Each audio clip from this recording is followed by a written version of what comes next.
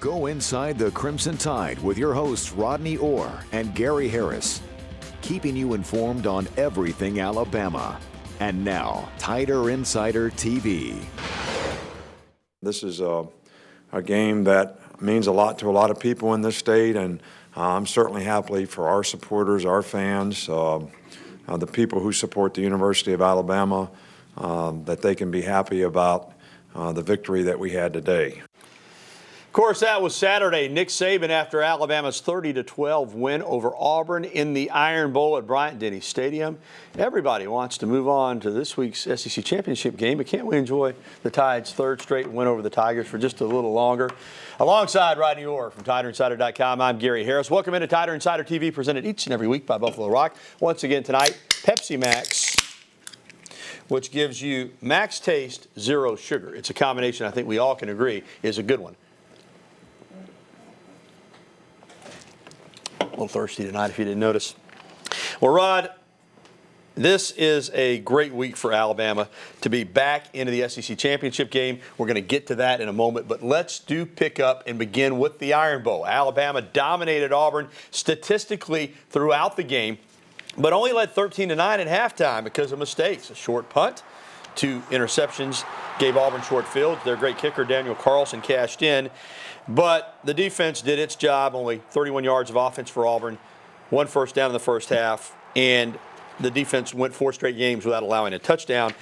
So in the end, Alabama won 30-12 to stay perfect on the season and pretty much assures themselves of a spot in the college football playoff regardless of what happens on Saturday in Atlanta. But what were your takeaways, Rodney, from the win over Auburn? You know, anytime you win an Iron Bowl by 18 points, that's nothing to sneeze at, especially when you consider Auburn hasn't won by more than 10 since 1969. But if you're an Alabama supporter, you have to feel like it could have been much worse than that. Yeah, it really could have. You know, I think Alabama helped them out a little bit in terms of not really embarrassing them, because I think that really, you know, I was a little bit surprised by how much I thought Alabama controlled the line of scrimmage on both sides of the ball. You look at Auburn, we had a fantastic defense. Alabama had over 500 yards, ran the ball well in the second half, extremely well.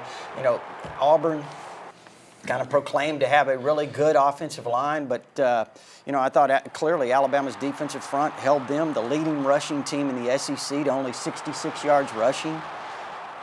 So that's where it was won, Gary. Quite honestly, Alabama just dominated the point of attack. This is 3 in a row for Alabama. Saban 7-3 against the Tigers now overall as the head coach at Alabama. Of course, he lost his first year 17-10 to Tommy Tuberville. Since then, Alabama's 7-2, and the 2 Auburn wins. Now, give them credit. They had fantastic teams.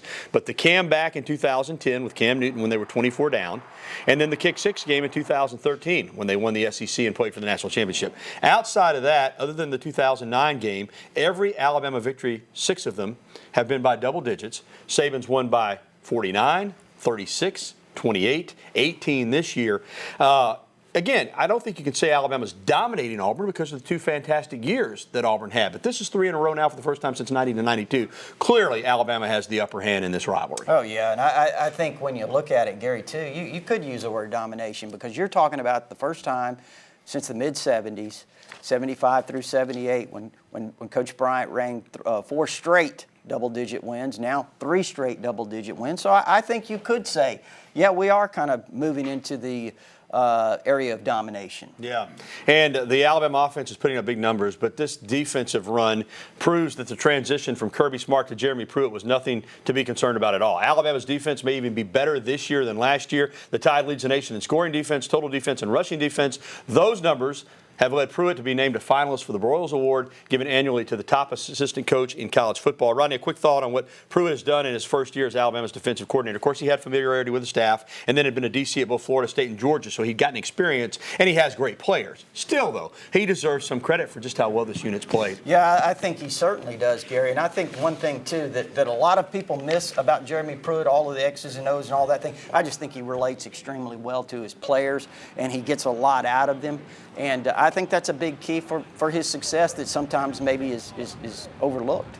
And Alabama is back in the SEC Championship for the 3rd consecutive season, 2nd straight year facing the Florida Gators. It'll be the 9th time Alabama and Florida have squared off overall in the SEC Championship game, of course, including the first one in 1992. Now, last year, Bama was a heavy favorite, and, you know, the Gators hung around.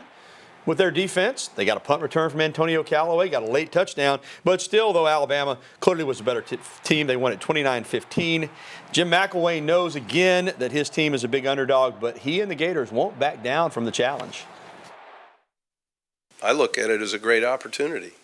And, you know, that's part of the chess match. You know, yeah, we're whatever you want to say. I mean, I know this. We're playing in this game, and we're going to give ourselves every opportunity to go be successful. Coach McElwain, Jim, has done a really good job in his time there. They've gotten better and better each year, and certainly won games this year that they needed to win so that they'd have this opportunity. And they have a great defensive team, one of the best defensive teams in the country. And let's do give Florida credit. Just like Jim McElwain said, no matter what you say, they earned their way there. They won their division. Other teams had opportunities like Tennessee, Georgia, couldn't do it. Florida did. Let's talk about what they present in terms of a challenge for Alabama. Now, they're very good defensively when they're healthy, but they could have as many as 6 starters out, Rodney, for this game. Offensively, like Auburn, they're a little bit challenged. You know, I can't see a scenario in which Alabama loses this game unless they play very poorly.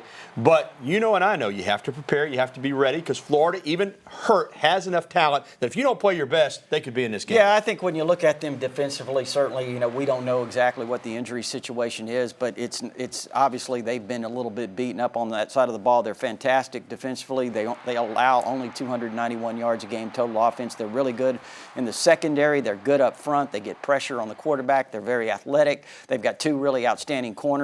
Jalen Tabor has 4 interceptions. Quincy Wilson has 3. So they're really good defensively. There you see Antonio Callaway, big play player, returned that punt last year against Alabama. You know, but let's be honest. Offensively, they struggle, Gary. Yeah. They've only scored 25 offensive touchdowns this year. You compare that to Alabama, which has 48. Yeah. That's a huge difference. Double. They're only averaging 24 points a game. They do have a couple of solid running backs that have really done an outstanding job, Jordan Scarlett and a couple of other guys. But, you know, I just think it's going to be really difficult for them to earn points against Alabama. Yeah, they got some good backs. They've got some threats on the outside with their receivers. But it seems to me when Alabama does have trouble, you got to have great quarterback play. And with Appleby and if Del Rio, if he's able to come in, they just don't seem to have it. Yeah, you know, and when we saw Appleby earlier in the year, Gary, when he was under pressure against Tennessee, he really didn't handle it very well. You know, and they just got smoked by Florida State. Yeah. So, you know, they're really having a difficult time offensively. All right, still to come on Tider Insider Television. The latest college football playoff rankings are out with a top 4 that we'll tell you about. Plus, Alabama picks up a linebacker commitment from right in the backyard of LSU. Find out more about what's shaping up to be another incredible class of linebackers for the Tide. And we'll be welcoming your phone calls, emails, and tweets as always. The number is right there on your screen, 205-348-WVUA. That's 348-9882. Call now, or you can email us, TITV@WVUA23.com, or you can reach out to us on Twitter using the hashtag TITV. We'll be right back with the show that takes you inside the Crimson Tide, Tider Insider TV. Within the last hour, the release of the college football playoff rankings, and no surprise, Alabama still on top, followed by Ohio State, Clemson and Washington, the last 2 out, Michigan and Wisconsin. And, of course, some things could change with these championship games coming up this weekend. The top 10 all the way around: Alabama, Ohio State, Clemson, Washington, Michigan, Wisconsin, Penn State, Colorado, Oklahoma, and Oklahoma State. Auburn is the highest rated SEC team, so they could still, they're 14. They still are in line right now to go to the Sugar Bowl. Florida is 15. LSU is 21. Well, Alabama had a load of high-profile recruits in town for the Iron Bowl over the weekend. One of those was Baton Rouge Southern Lab linebacker Christopher Allen. And Chris Allen didn't take long after the game. You know, he plays for the Southern Lab Kittens, but he doesn't want to become a Tiger, evidently. He committed to the Crimson Tide. And Roddy, this is a good, one of these good-looking athletic linebackers, huh? Yeah, I tell you. And, you know, Gary, I think Ed Orgeron has to be asking himself, what's going on? You know, he just gets the job, and one of the top players in Baton Rouge, which he's one of the elite players in the country, Christopher Allen, commits to Alabama within a day, 24 hours, whatever it is. So, a tough start for Ed Orgeron in that regard, but, this guy's an outstanding player, Gary. He's a guy that can play that jack position at Alabama. He's a big physical guy. He's got speed. He's athletic. He can do just about everything you would want in a linebacker. So, again, Alabama has a fine core of linebackers already committed, maybe the best in the country already. He adds to that, and they may get another one before it's all said and done. All right, still to come, Alabama basketball is coming off a mediocre performance at the Las Vegas main event. Find out why Avery Johnson says that's not the type of tournament his team will continue to play in the future. Plus, we'll be welcoming your phone calls, emails, and tweets again. There's the information on your screen. Go ahead and get in touch with us now so you can get on the line and we can take your phone calls. We'll be right back with more Tighter Insider TV right after this.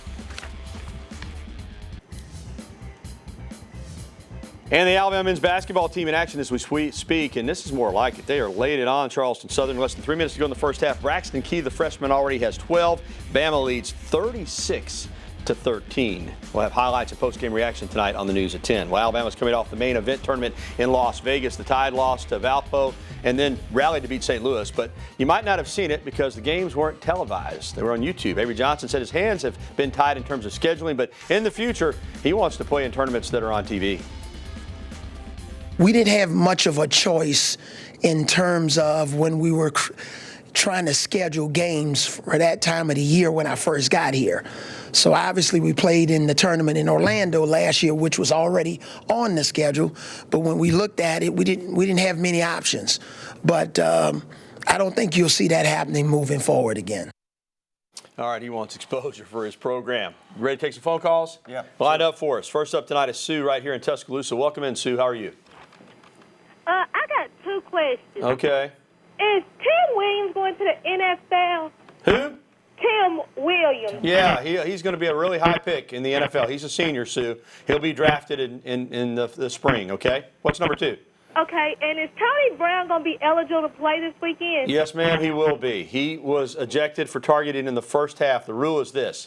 If you're ejected in the second half, then you have to sit out the first half of the next game. But if you're ejected in the first half, you sit out the entire rest of that game, and you're eligible to play the first half of the next game. So he's good to go. Yep, that's good news. Yeah, it is. All right, let's go to Carl up in Coleman. Carl, welcome into the program. How are you? Carl? All right, Carl's not there. Let's move on to Martin in Tuscaloosa. Martin, what's going on, man? Martin not there either? All right, we got his question. Why aren't the defensive backs turning their heads to look for the ball? Rodney, all right, we hear this a lot, and I'm going to let you expand. And I know I get frustrated sometimes too, but one thing about DB play, you peak too early, that guy's by you, Yeah. So you have to run with the receiver, then you got to try to pick up the ball. It's not easy, folks. I mean, I know everybody says we didn't, but again, you peak too soon and you're beat. So they're taught to run with those guys to the last second, right, And sometimes it's position. Yeah. I mean, if a guy has a half a step on the guy, if you're in position, if you cut the receiver off, like we've seen Marlon Humphrey, Anthony Averett do a few times this year, and they have done it. When they're in position, they turn their head and they make plays on the ball. Marlon made a tremendous play against LSU. If you remember, deep ball down the sideline there when LSU was backed up near their goal line, he made a tremendous play, cut off the receiver, turned ahead, made the play. So a lot of it depends on your position.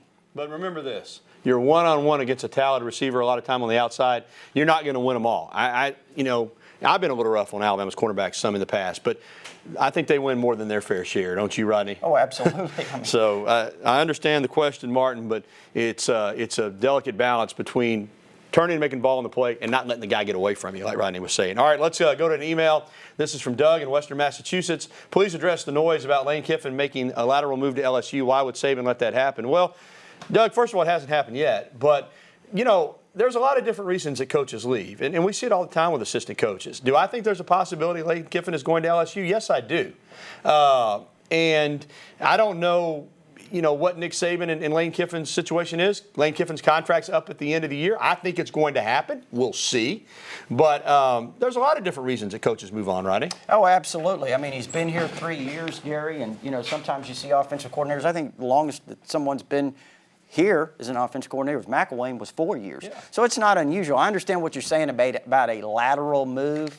Sometimes it's just time to make that move. Yeah, sometimes it's... And if you don't have a head coaching opportunity, which a lot of people are asking, why doesn't Lane Kiffin there hadn't been a lot of inquiries, to be quite honest with you, at this point. Sometimes things just run its course. Of course, we don't know that for sure. Just my opinion. I think it's a very real possibility that he could be moving on, but we'll see. Right now, he's coaching Alabama, getting ready for the SEC championship game. That much we do know. Coming up next, an update on the still undefeated Alabama women's basketball team, and more of your phone calls, emails, and tweets. Again, the information posted right there on your screen. Hey, if you call in and you leave a question, stay on the line. We'll get to you, okay? Don't hang up. We'll be back with more right after this.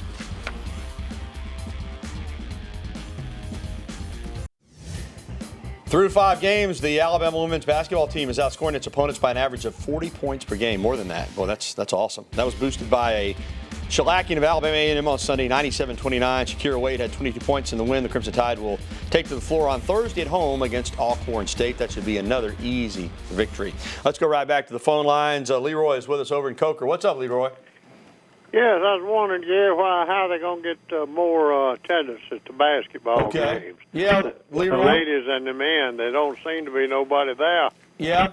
Well, when they start playing better teams, that will help, just to be honest with you. November basketball, we're in the heart of football season. They haven't played great teams. Alabama did play Dayton, but that was 12 o'clock on a Tuesday.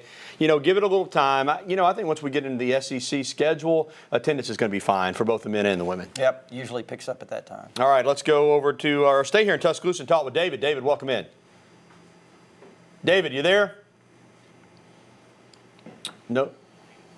All right, he wants to know Tua Tagovailoa, the quarterback commitment from Hawaii. I know LSU's offered him. I think some Bama fans are concerned about that. But he's still committed to Alabama, right, Rod? Yes. And I would expect him to stick to that, actually. He's going to enter school early, so he should be here in January or maybe December to go through the playoff practices. That's a possibility. All right, also in Tuscaloosa, Jane is with us. Jane, how are you?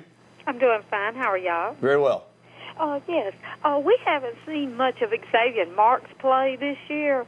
Is he still playing? And how many of the Alabama seniors you think might be going to go pro once the NFL draft comes around? All right, Jane. Xavier Marks has played some. Returned a punt for a touchdown in one game. He's kind of a specialty player.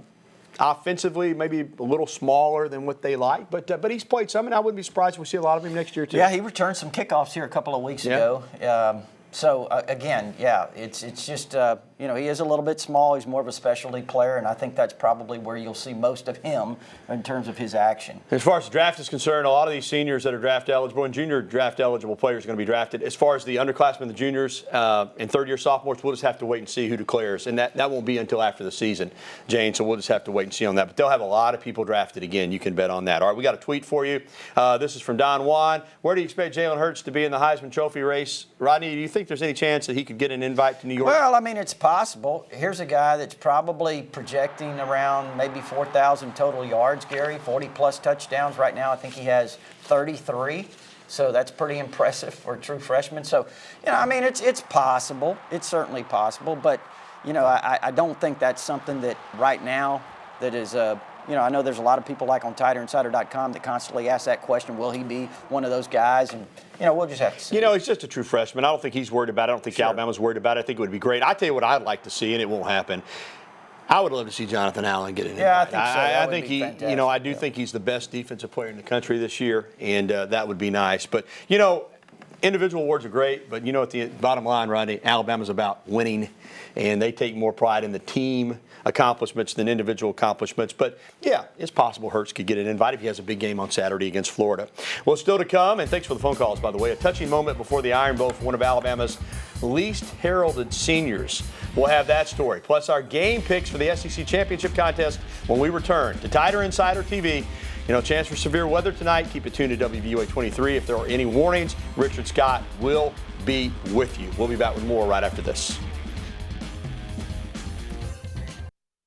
23 seniors were recognized before Saturday's game against Auburn, the last of which was little-known Lawrence Arekasima. He's a running back, a walk-on who hasn't appeared in a single game this season. But while being honored before the game, he got a surprise, the best kind, from his mom, Jacqueline Page, who's serving her third tour of military duty in Kuwait. She flew in. Lawrence didn't know she was coming in. Surprised her son and may have even brought a tear to Nick Saban's eye. It was a special moment, Rodney. Here's Coach Saban. Lawrence is one of those guys that has done a phenomenal job here, and he's had some, ups and downs, been injured, came back. But for his mother to be able to come today almost made me cry. Real quickly, right before our picks, and we know Alabama recruits the creme de la creme, best players in the country, but they also have a great walk-on program. We've seen some of those walk-ons actually make it into prominent playing roles, but even the ones that don't, as Coach Saban says, they battle in practice.